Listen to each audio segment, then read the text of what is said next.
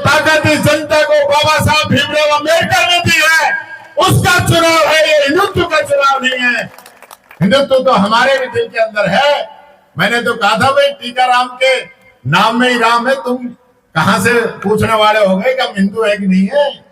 ये सर्टिफिकेट तुमसे चाहिए क्या हमको? आज इन लोगों की हालत खराब है।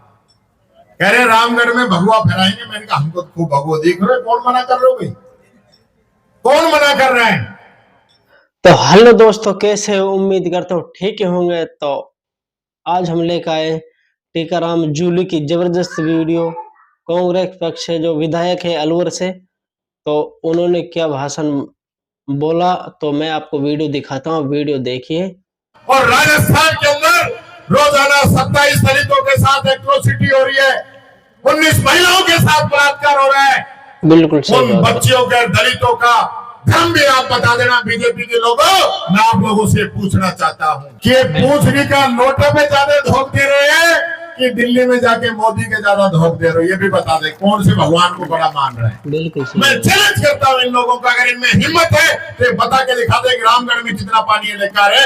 इनको चैलेंज करता हूँ। हम सब लोगों ने मिलकर इस बीजेपी की बैंड बजा रखी है विधानसभा के अंदर। भाइयों, चुनाव आपका बन गया है और आज अध्यक्ष जी आने के बाद में तो मैं समझूं कि थोड़ी बहुत कसर वसर थी, वो भी आज पूरी हो जाएगी। सही बात है।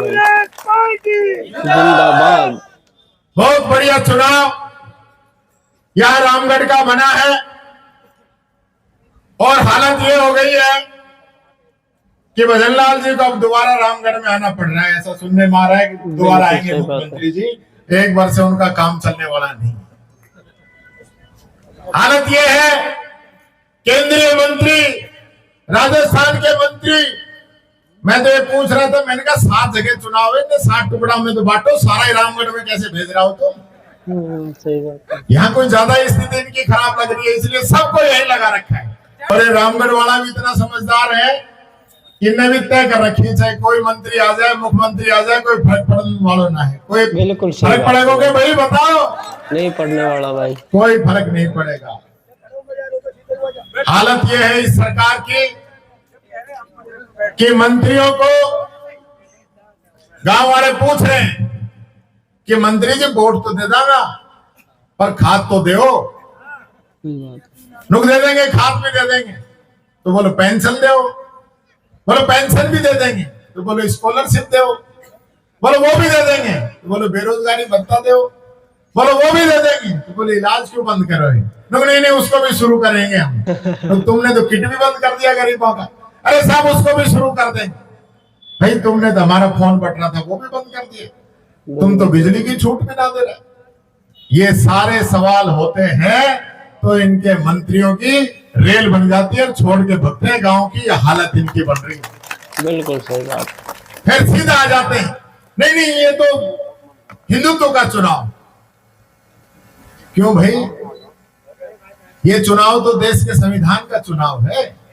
बिल्कुल बिल्कुल। ये वो चुनाव है जो ताकत इस जनता को बाबा साहब भीमराव अम्बेडकर ने दी है, उसका चुनाव है, ये हिंदुत्व का चुनाव नहीं है। हिंदुत्व तो हमारे भी दिल के अंदर है। मैंने तो कहा था भाई टीकाराम के नाम में ही राम है, तुम कहां से पूछने वाले हो गए कि हम हिंदू है कि नहीं है? ये सर्टिफिकेट तुमसे चाहिए क्या हमको? आज इन लोगों की हालत खराब है। कह रहे रामगढ़ में भगवा फहराएंगे। मैंने कहा हमको खूब भगवा दिख रहे, कौन मना कर रहे हो भाई? सही बात है। कौन मना कर रहे हैं? लोगों को गुमराह करने के लिए ये लोग तरह तरह की बातें बना रहे हैं और अभी तो बनाएंगे। जो 4-5 दिन से चुनाव क्लियर हुआ है, और विशेष रूप से मैं कहना चाहूंगा दलित समाज का मैसेज आ गया है कि हम तो हमारी बहन संजना के, हमारे भाई भजनलाल जी के और भाई हमारे बेटे टीकाराम जूली के हाथ मजबूत करेंगे, क्योंकि चुनाव तो हमारे नेताओं की इज्जत का चुनाव है। बिल्कुल सही बात। और ये मैसेज आ गया है और सब लोगों ने तय कर लिया है कि जिस पार्टी के राष्ट्रीय अध्यक्ष हमारे समाज के हो, वो पूरा समाज हमारे राष्ट्रीय अध्यक्ष खड़गे साहब के हाथ मजबूत करने के लिए इस पूरे चुनाव में एकजुट होकर निकल चुका है। ये जो हमें बांटने का काम कर रहे हैं, इस संविधान को तोड़ने का काम कर रहे हैं, संविधान को जलाने का काम कर रहे हैं, ये कहते थे कि 400 पार लेके आएंगे और संविधान को बदलेंगे। अब इनसे पूछ लेना कि भाई अब के ढंगे तुम्हारो संविधान बदलने को 400 पार चाहिए के नुके जिक्र ही मत करा 400 पार को। ये हालत इन लोगों की होगी। बिल्कुल सही बात है। जयपुर के अंदर मेरे से पत्रकारों ने पूछा कि बीजेपी के मंत्री ये कह रहे हैं कि हम 11 महीने का जो हमारा काम है उसके आधार पे वोट मांगेंगे। तो मैंने कहा कि मंत्री को और पूरी सरकार को कसम है अगर 11 महीना का काम पे वोट ना मांगी तो। बिल्कुल 11 महीना का काम पे वोट मांगना जिनकी जमानत जब्त नहीं हो जाए। के भाई तुमने कोई एक काम तो गिना दो। कोई काम करा ही नहीं गया। हमारे प्रदेश अध्यक्ष जी पूछते कई बार मुख्यमंत्री जी से कि हेलीकॉप्टर से घूमने से फुर्सत मिल जाए तो बता दी भाई। बिल्कुल बिल्कुल सही बात है। भ्रमण मुख्यमंत्री बना हुआ है। मैंने एक चीज और देखी अध्यक्ष जी, पूछड़ी के लोटा पे वो आते हैं धोख देने। मैं एक बात और पूछ रहा हूं,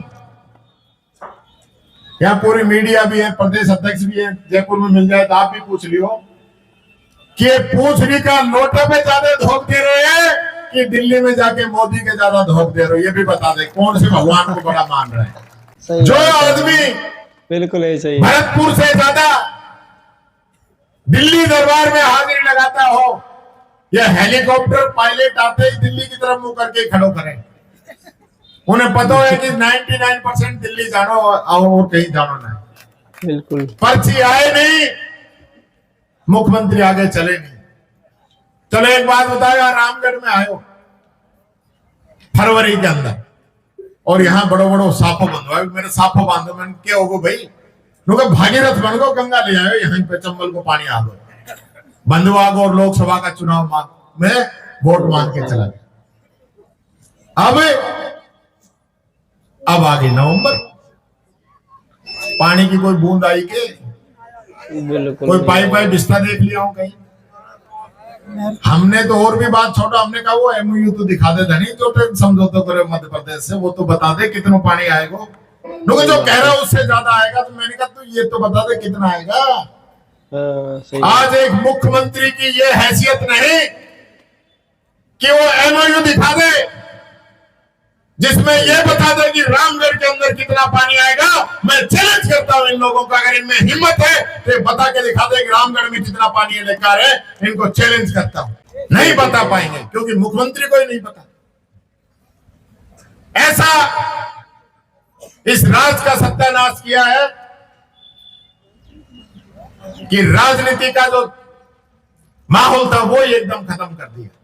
बिल्कुल सही है। आज क्या कोई मंत्री मुख्यमंत्री राजस्थान का किसी भी काम की हाँ भरने की हैसियत में है क्या? कोई भी नहीं है, कोई भी नहीं। मैं पूछ रहा था कि ये बादल हो रहे हैं, मैंने कहा बरसात को सो मौसम लग रहा है। लोग ना साहब ये बरसात का बादल ना है, ये तो पोल्यूशन का बादल है। ऐसा तो पिछले 10 दिनों से हो रहा है। सही बात है। ये दुर्भाग्य अलवर का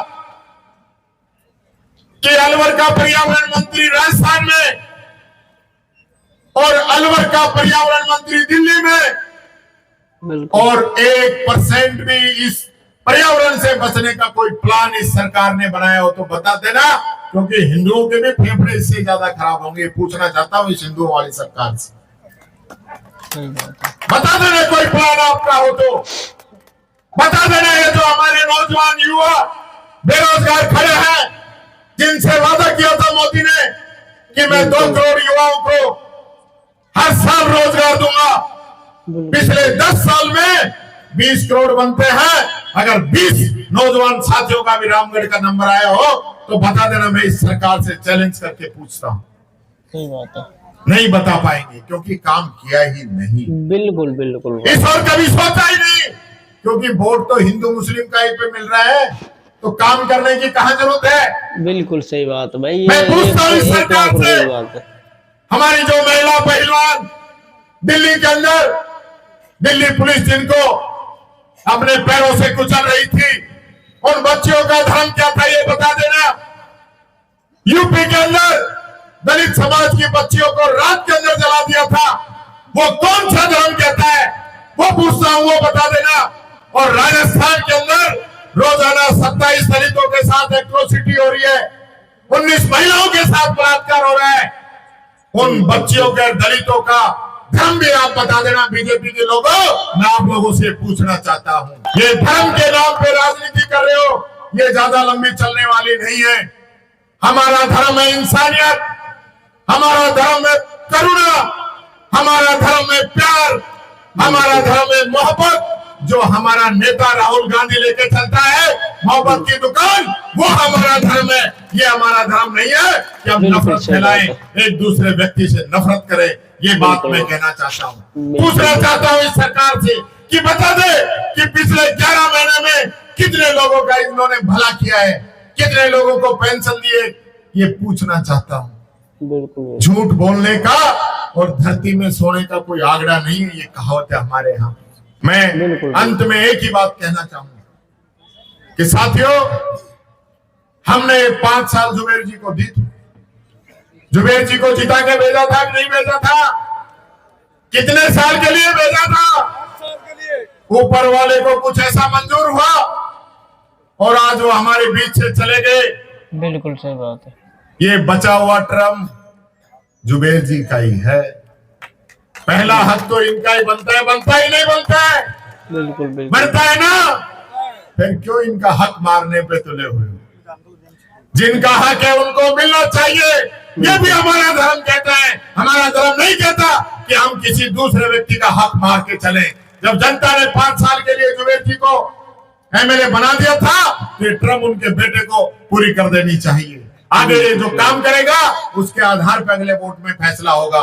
इसलिए मैं आपसे अपील करता हूं, निवेदन करता हूं, 4 दिन बचे हैं, जी जान लगा दीजिए और भाई आर्यन जुबेर को जीता के विधानसभा के अंदर भेजिए, ताकि विधानसभा में मेरे हाथ मजबूत हो। हमारे विधायक बैठे हैं, हम सब लोगों ने मिलकर इस बीजेपी की बैंड बजा रखी है विधानसभा के अंदर। एक भाई और आपका जीत के जाएगा तो हमें और मजबूती मिलेगी। यही बात मैं कहना चाहता हूँ। बाबा साहब के संविधान को बचाने के लिए, इस देश के मान सम्मान के लिए और जुबेर जी को श्रद्धांजलि देने के लिए एक एक व्यक्ति को काम करना है। और इस मुहिम में सब लोग मिलकर एक साथ लगे हुए नहीं लगोगे। मैं चाहता हूं दोनों हाथ उठा के सब समर्थन करें। जो पीछे खड़े हैं वो भी और मंच पे हैं वो भी, सब लोग समर्थन करें कि आने वाली 13 तारीख को एक एक वोट हाथ के निशान पर आदरणीय जुबेर जी को देंगे। बहुत बहुत धन्यवाद। जय हिंद, जय भारत, राम राम साहब। तो दोस्तों वीडियो कैसी लगी? अगर अच्छी लगी हो तो ज़्यादा से ज़्यादा शेयर करें और कमेंट करके बताएं कौन किसके पक्ष में है। और मिलते हैं नेक्स्ट वीडियो में, तब तक अपना ख्याल रखें।